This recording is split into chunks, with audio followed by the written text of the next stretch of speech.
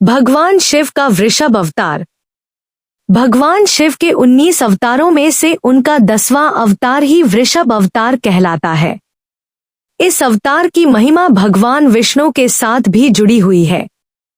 इस अवतार में उन्होंने विष्णु जी का गर्भहरण किया है। प्रभु ने यह अवतार संसार को दानवों के अत्याचार से मुक्ति दिलाने के लिए लिया था।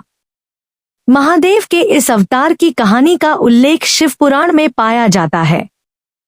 पौराणिक कथा के अनुसार एक बार देवताओं और दानवों ने मिलकर बहुमूल्य रत्नों और अमृत कलश को प्राप्त करने के लिए समुद्र मंथन करने का निश्चय किया था। इस समुद्र मंथन के लिए उन्होंने मंदराचल पर्वत को मथानी के रूप में इस्तेमाल किया था, जिसे स्वयं भगवान विष्णु ने कूर्म अवतार लेकर अपनी पीठ पर धारण किया था। इस समुद्र मंथन के समय ऐरावत हाथी, कल्पतरु वृक्ष समेत कई बहुमूल्य रत्न बाहर आए थे। मान्यता यह भी है कि इसी मंथन के दौरान पृथ्वी पर माता लक्ष्मी की उत्पत्ति हुई थी। हालांकि इस समुद्र मंथन के समय समुद्र से जो अमृत कलश बाहर आया, उसे धारण करने को लेकर देवताओं और दानवों के बीच बहस होने लगी। देवता और दानव दोनों ही दलों को अमृत पान करने की चाह थी, इसलिए दोनों अपनी ओर से पूर्ण रूप से अमृत कलश लेने की कोशिश कर रहे थे। जब सभी देवता इस बात से दुखी हो गए कि ऐसे तो दानवों से अमृत कलश को बचा पाना बहुत मुश्किल हो रहा है, तब वे सभी भगवान शिव के शरण में गए। पूरा वृत्तांत सुनने के बाद महादेव ने भगवान विष्णु को अपनी माया से अमृत कलश दानवों से दूर करने के लिए कहा। तब विष्णु ने मोहिनी रूप धारण कर अमृत कलश दानवों से लिया और अमृत देवताओं को पिला दिया। यह देखकर दैत्यों को सारी माया का आभास हो गया और वे अत्यंत क्रोधित हुए। उन्होंने फिर से अमृत पाने के लिए देवताओं से बलपूर्वक युद्ध करना शुरू किया।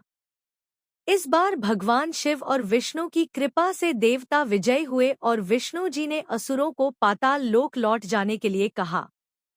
वे स्वयं उन्हें पाताल लोक तक लेकर भी गए, लेकिन इस बार भी दैत्यों ने अपनी माया से भगवान विष्णु को ही पाताल लोक में बंदी बना लिया।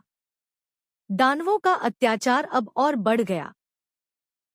असुरों के उपद्रव से परेशान होकर सभी देवता प्रजापति ब्रह्मा के साथ कैलाश पहुँचे और भगवान शिव से प्रार्थना की कि अब वह कोई उपाय निकालें।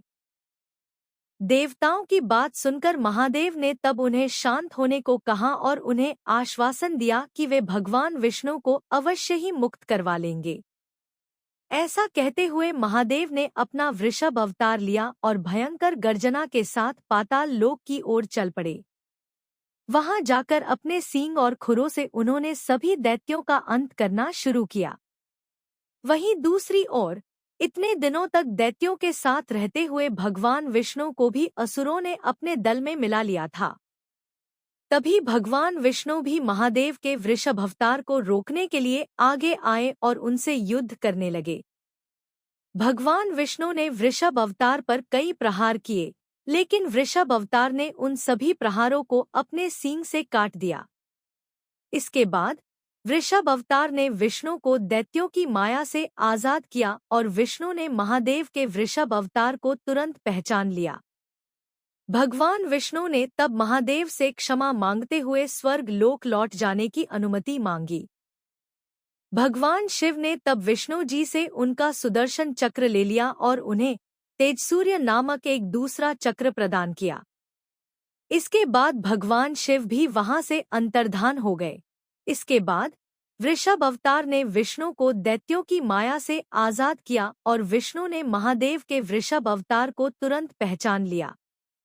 भगवान विष्णु ने तब महादेव से क्षमा मांगते हुए स्वर्ग लोक लौट जाने की अनुमति मांगी। भगवान शिव ने तब विष्णु जी से उनका सुदर्शन चक्र ले लिया और उन्हें तेजसूर्य नामक एक दूसरा चक्र प्रदान किया। इसके बाद भगवान शिव भी वहां से अंतर्धान हो गए। हिंदू धर्म में भगवान भोलेनाथ के वृषभ अवतार का स्वरूप एक बैल की तरह है और इनके पूजन का भी हिंदू धर्म में काफी महत्व है। ऐसी मान्यता है कि सावन के महीने में महादेव के वृषभ अवतार का पूजन किया जाना चाहिए। जो भी प्रभु के इस अवतार की आराधना करता है उसे हर समस्या का समाधान प्राप्त होता है और भोलेनाथ की कृपा उस पर बनी रहती है।